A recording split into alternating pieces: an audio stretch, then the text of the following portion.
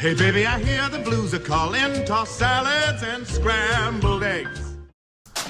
Hey, what's up guys? I am back with another episode of Binging with Babish. This week we're going to take a crack at the quote-unquote world's greatest sandwich from Spanglish. Now this is pretty much just a BLT with an egg and some cheese on it. I know that's not why you guys tune in to watch this show, so it's going to be a good opportunity to learn about bread baking.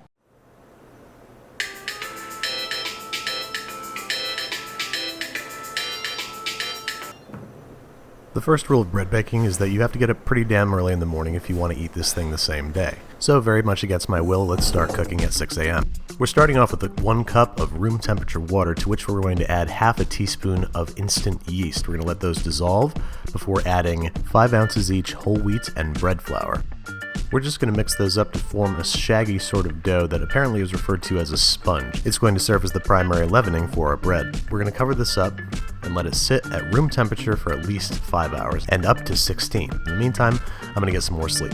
8 hours later, and you can see that our sponge has turned into this ooey gooey, stretchy, good stuff. Let this guy ferment for as long as you can. You're going to have better flavor development as a result. We're adding 19 1/4 ounces bread flour, 1 1/3 cups room temperature water, 2 1/2 ounces rye flour, 2 tablespoons of honey to our sponge that we're going to mix up just a little bit by hand before attaching our kneading hook to our stand mixer and letting it go for 15 minutes. During this time, the dough is going to become very, very loose and sticky.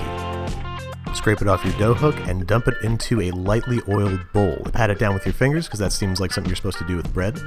Cover the bowl tightly, and we're going to let this dough rise for 2 hours or until it has tripled in size. Isn't that cool? Now we're going to heavily flour our countertop because it's still a very sticky dough. We're going to turn it out onto the countertop. Then we're going to grab the edges of the dough and pull them in towards the center so we get a nice smooth top going for our loaf. We're going to line a colander with cheesecloth and lightly dust it with flour, place our dough inside, smooth side down, cover it with aluminum foil, and let it rest another 45 minutes or until it's almost doubled in size. Lightly flour a parchment-lined pizza peel that we're going to place on top of the colander and invert the dough thusly. Remove your colander and cheesecloth, get the razor blade ready from your Goodfellas pasta episode, and score the bread across the center. Give the surface of the dough a good spritz with water before placing it into a 450-degree oven on a pizza stone.